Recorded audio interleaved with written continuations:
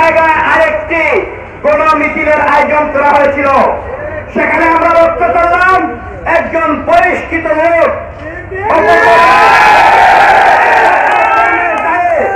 আমাদের প্রবাসীদেরকে ইন্ধন দিয়ে দেশি না বিদেশি স্লোগান দিয়েছে। আমি আজকের এই গণসমাবেশ থেকে বলতে চাই, যারা বিদেশে অবস্থান করে মারেক ভাইয়ের নেতৃত্বে আন্দোলন সংগ্রামকে ত্বরান্বিত করেছিল, যারা হাজার হাজার নেতাকর্মী আমাদের বিদেশে অবস্থান করে আমাদের এই 17 বছর আন্দোলনে আমাদের সাহস দিয়ে অর্থ দিয়ে আমাদেরকে ফোনে যোগাযোগ করে বাংলাদেশের আন্দোলনকে আরো ত্বরান্বিত করেছিল। রেখেছিলেন আমাদের মারেক ভাই। মারেক ভাই শেখ হাসিনা যখন ইংল্যান্ডের মাটিতে যেত, সবাইকে নিয়ে শেখ হাসিনার বিরুদ্ধে আন্দোলনের ডাক দিতেন। লক্ষ্য করলাম জেলা বিএনপির শীর্ষ নেতার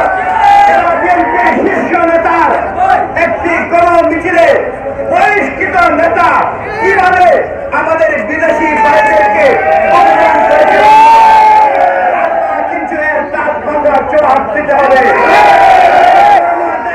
যারা বহিষ্কার হয়েছে তার এই স্লোগানের মাধ্যমে আমাদের প্রবাসী ভাইদেরকে অপমান করা হয়েছে। আন্দোলন করেছে প্রবাসীরা, আমাদেরকে অর্থ প্রদান দিয়েছে, আমাদেরকে সাহস দিয়েছে। আজকের এই মারেক ভাইয়ের এই 31 দফা বাস্তবায়নের গণমিছিল থেকে আমি বিজেপি সকল ভাইদের সকল নেতৃবৃন্দকে সেলাউট দিয়ে আমরা তাদেরকে স্মরণ করছি। নির্বাচনে আপনারা সবাই জানেন প্রত্যেক প্রবাসীরা ভোট দিতে হবে, ব্যবস্থা করছে।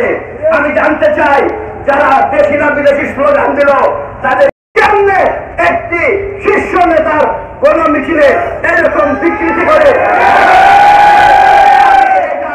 দৃষ্টান্তমূলক শাস্তি দাবি করছে। এবং